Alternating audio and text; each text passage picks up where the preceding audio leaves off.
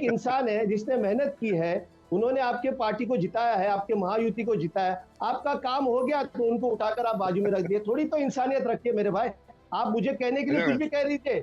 हम आज हारे हैं, ठीक है, कल हम जीत सकते हैं तो हम भी कहेंगे, लेकिन इंसानियत तो रखिए, थोड़ी इंसानियत रखिए ना। ईवीएम का सवाल था ना, क्लाइड कास्ट्रो। देखिए जफर इस्लाम ने मुझे बड़ी ब्रेकिंग न्यूज दी है, आप भी दे दीजिए। ये जो जफर इस्लाम आपको कह रहे हैं, हल्का सा इशारा कर रहे हैं, कल को क्या महाविकास आघाड़ी से उद्धव ठाकरे की पार्टी टाटा बाय बाय कर सकती है? और अगर ऐसा हुआ तो फिर तो सुन लीजिए, अरे सुन लीजिए जफर भाई, जरा रुक जाइए ना। आज जफर भाई कुछ एकदम एनर्जी ड्रिंक पीकर आए, एकदम मूड में, मतलब ब्रेकिंग पे ब्रेकिंग दे रहे। मैं आपको न्यूज दे रहा हूँ, मैं कहता हूँ कि महाविकास आघाड़ी एक साथ रहेंगी, कोई कहीं छोड़ के जाने वाला है ना, कोई किसी को निकालने वाला है। रिकॉर्ड कर लिया जाए, अगर आपको मानना है, आपको मानना है तो मान लीजिए, नहीं मानना है तो मान लीजिए। ठीक है, आपने कहा, मैंने रिकॉर्ड कर लिया। अब आगे इस पर बात होगी। जफर इस्लाम 20 सेकंड और उसके बाद बाकी मेहमान। देखिए क्लाइड कास्ट्रो जी को उस दिन मैंने रिकॉर्ड करवाया था, सब झूठ निकला इनका। आज मैं फिर कह रहा हूँ कि देखिए 2 दिन बाद ये जब महाविकास आघाड़ी खुद कहेंगे महाविनाश आघाड़ी, तो मैं कुछ अच्छा मैं बताते हो भाई, एक सेकंड बता दो, पहले इनका जवाब आपको दे दो। देखिए हकीकत ये है कि आज बेगानी शादी में अब्दुल्ला दीवाने हो रहे हैं, ठीक है। देखिए कह रहे हैं कि भाई शिंदे जी को बनाना चाहिए, बट एक मिनट सुन लीजिए, एक एक करके ना, आप दोनों जूम से जुड़े हमारे साथ, सुनाई नहीं देता। मैं सिर्फ इतना कह रहा हूँ कि हमारी लीडरशिप, हमने जब कहा कि उनके अगुवाई में इलेक्शन लड़ा, तो आज भी कह रहा हूँ, लेकिन साथ ये भी कहा कि डिसीजन होगा मुख्यमंत्री का जिस दिन इलेक्शन का रिजल्ट आएगा। हमारी लीडरशिप, महायुति की पूरी लीडरशिप जो आज रात में मिल रही है, फैसला हो जाएगा। ओके, फैसला होगा, जैसे कहा वैसे होगा। एक बार रुक जाइए, मुझे 10 सेकंड दीजिए। नहीं एक जवाब, 10 सेकंड आपने लिया है, शाइना पूरा 10 सेकंड, अरे 10 सेकंड, ओके 10 सेकंड, जल्दी।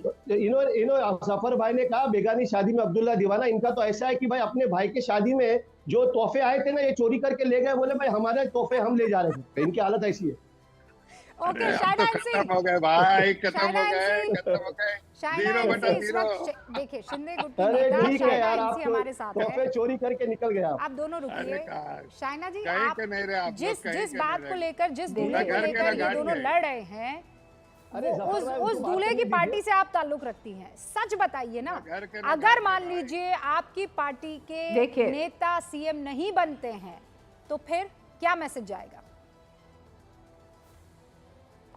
देखिए सबसे पहले तो ये समझ लीजिए कि महायुति को नेतृत्व तय करेगी और जनता का जनादेश महायुति के लिए है। अभी यही है सभी का भाग्य कि इतना बढ़िया स्ट्राइक रेट रहा है कि जनता का जनादेश है हमारे साथ। आपने महाविनाश आघाड़ी की बात की, बिल्कुल सही आपने सवाल पूछा, क्योंकि हर सुबह जब संजय राउत उठते थे और वो बयानबाजी करते थे सिर्फ इसके ऊपर कि सीएम हमारा बनेगा, और नाना पटोले का कहना कि सीएम हमारा बनेगा। अरे ये तो मुंगेरी लाल के हसीन सपने देख रहे थे, क्योंकि उनके पास नंबर्स भी नहीं। अब आप पूछ रहे हैं कि उबाटा सेना ये एमवीए के साथ रहेंगे या नहीं, क्या फ़र्क पड़ता है रहे या नहीं रहे, क्या बचा है रहने के लिए। और जो अपने विचारधारा को खो बैठे, जो अपने एलाइज से हिंदू हृदय सम्राट आदरणीय बाला साहेब ठाकरे भी नहीं बुलवा सके, तो वो क्या बड़ी बड़ी बातें कर रहे हैं। तो अभी जो ये फ्लिप फ्लॉप हो रहा है, इसका पूरा श्रेय और क्रेडिट आप कृपया संजय राउत को दीजिए। हमारे संजय राउत सबसे बड़े विलन के तौर पर देखे जा रहे हैं। हमारे साथ पंकज जी भी है, मुख्यमंत्री पंकज जी हैं, आप नहीं घबराते हैं कि जो भी ओके शाइना जी, आप नहीं घबराते हैं ये बात कहने में जो कटु सत्य ही क्यों ना हो? क्या संजय राउत सबसे बड़े विलन साबित हुए हैं? वो एक टाइम था जब बयान बहादुर बड़ा निकलता था मुंह से एंकर्स के, ये इतने भयंकर बयान बहादुर निकले कि बाकी सबको पटक दिया। संजय राउत थोड़े संयम से काम लेते तो बेहतर होता, लेकिन इन 5 दिनों में कुछ बातें और भी साफ हो गई हैं। महाराष्ट्र में महायुति के भीतर बवाल है और आगे भी रहेगा। अगर ऐसा नहीं होता तो मुख्यमंत्री का नाम तय होने में इतने दिन नहीं लगते। होना तो ये चाहिए था रूबिका जी कि भले ही जैसे भी हुआ हो, करीब 90% के झमाझम स्ट्राइक रेट के बाद नतीजे आते ही एकनाथ शिंदे और अजीत पवार दंडवत होकर देवेंद्र फडणवीस को खुद ही मुख्यमंत्री मान लेते। लेकिन अजीत भले ही खामोश रहे, शिंदे ने तो दंड पेलने में कोई कसर बाकी रखी नहीं। अभी भले ही शिंदे ने नरेंद्र भाई मोदी और अमित भाई शाह की इच्छा के आगे समर्पण कर दिया हो, आगे चलकर चूंकि उनके विधायकों में से 5-7 को ही कुछ मिल पाएगा, इसलिए खटपट होना तय है।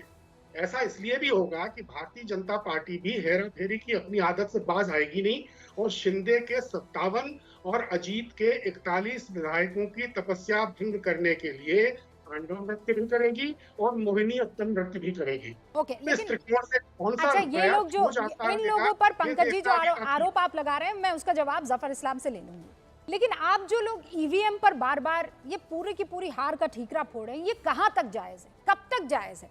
और स्पेशली तब जब कह कर चुनाव आयोग थक गया है कि आ जाइए ना, आप हैक करके दिखा दीजिए, आपके पास तो बहुत सारे सोर्सेज है, ले आइए best of the best engineer. क्यों नहीं कर पाते हैं आप ये, और क्यों नहीं कर रहे हैं? बार बार ये कहना, ये बचपना सा नहीं लगता है?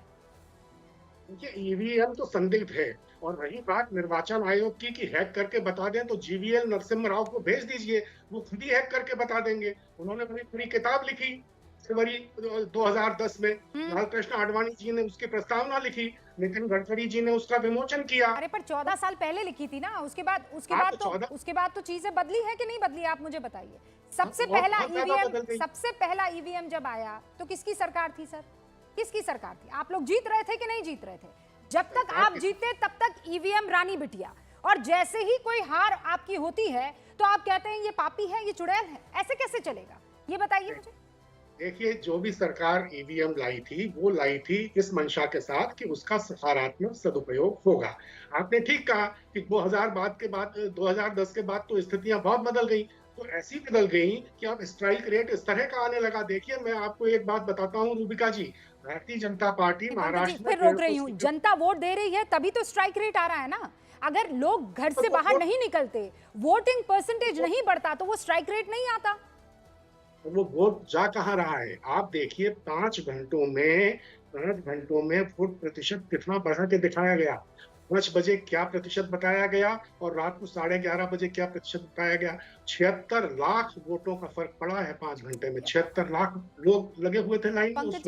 पंकज जी, अगर हम इस तरीके की थियरीज लगाने गए तो फिर तो कोई भी थियरी लगा सकते हैं। आप नहीं जानते, सुदूर गांव से डेटा आने में भी तो वक्त लगेगा ना, उसको फिर काउंट करेंगे और उसके बाद सम्मिलित करके और आगे पहुंचाते हैं। जब प्रियंका गांधी 5 लाख वोट पाती है तब ईवीएम में कोई प्रॉब्लम नहीं होती है।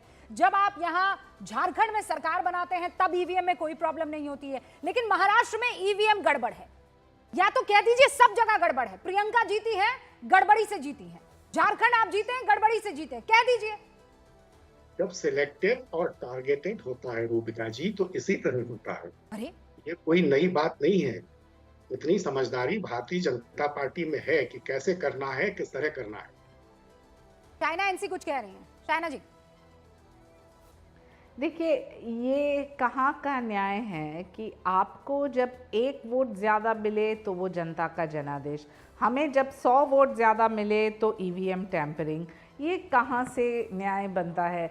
आप सिर्फ एक उदाहरण के तौर पे देखिए कि प्रियंका गांधी का जो चुनाव था वायनाड में, लोगों ने इसके ऊपर भी स्पेक्युलेट किया। लोगों ने कहा कि वो 1 लाख से जीतेगी, वो जीती उससे ज़्यादा। क्या हमने यहाँ कहा कि ये ईवीएम टैंपरिंग है? हमने कभी नहीं कहा, क्योंकि ये जनता का जनादेश है और जो जीता वही सिकंदर। ये आप जब स्वीकार करेंगे तो हम आगे बढ़ सकते हैं। इनका जो एक नैरेटिव रहा है हमेशा, वो फॉल्स ही रहा है। ईवीएम्स को लेके फॉल्स नैरेटिव, सीएम को लेके कोई नैरेटिव नहीं, विचारधारा को लेके वो विचारधारा पूरे खो बैठे हैं। तो कहीं ना कहीं let's be objective about election में आपका जो पूरा तुष्टीकरण की